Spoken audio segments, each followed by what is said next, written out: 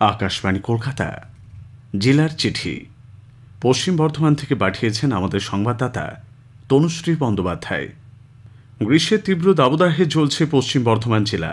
তাপমাত্রার পারদ 43 ডিগ্রি ছাড়িয়েছে। একদিকে কাঠফাটা রোদ, সেই সঙ্গে বইছে লু।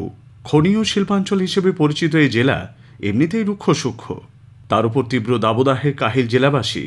সবচেয়ে নাজেহাল অবস্থা খনি ও শিল্প কারখানা শ্রমিকদের। আগামী কয়েকদিন তাপমাত্রা আরও বাড়ার সম্ভাবনার কথা জানিয়ে সতর্ক করেছে আবহাওয়া দপ্তর।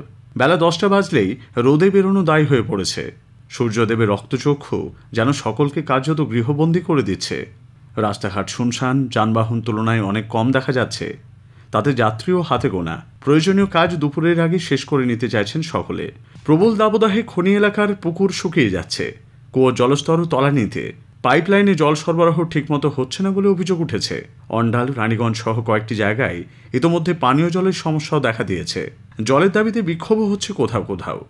প্রকৃতির উত্তাপের সঙ্গে সঙ্গে বাড়ছে নির্বাচনী উত্তাপও।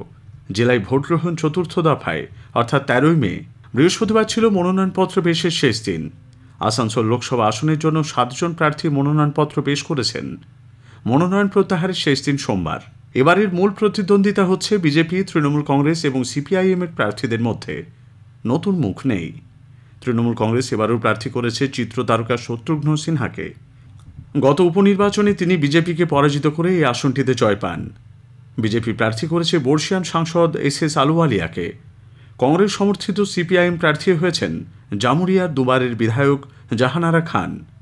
গত বুধবার 3 প্রার্থী মনোনয়নপত্র দাখিল করেছেন। দিন যত এগিয়ে আসছে নির্বাচনী প্রচারের ঝাঁঝ ততই যেন বাড়ছে।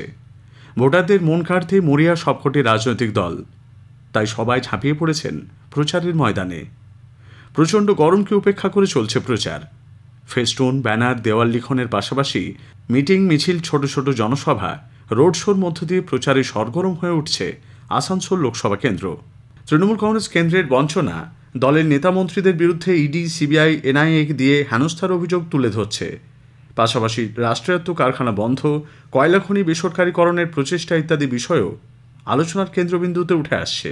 লক্ষ্মীর ভাণ্ডার, কর্মশ্রী প্রকল্প সহ রাজ্য সরকারের বিভিন্ন উন্নয়নমূলক প্রকল্পকে হাতিয়ার করে প্রচার চলছে।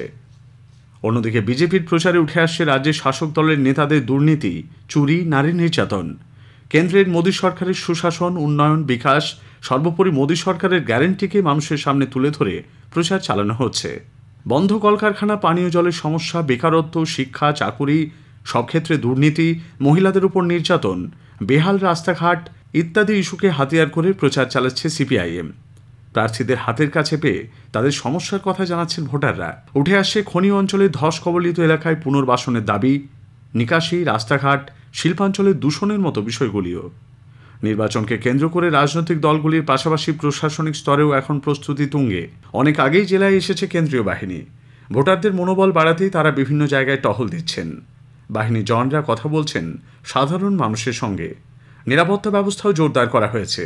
দুষ্কৃতকারীদের আনাগোনা রুখতে জেলার বিভিন্ন জায়গায়, বিশেষত আন্তঃজেলা সীমানা এলাকায় নাকা পয়েন্ট বাড়ানো হয়েছে।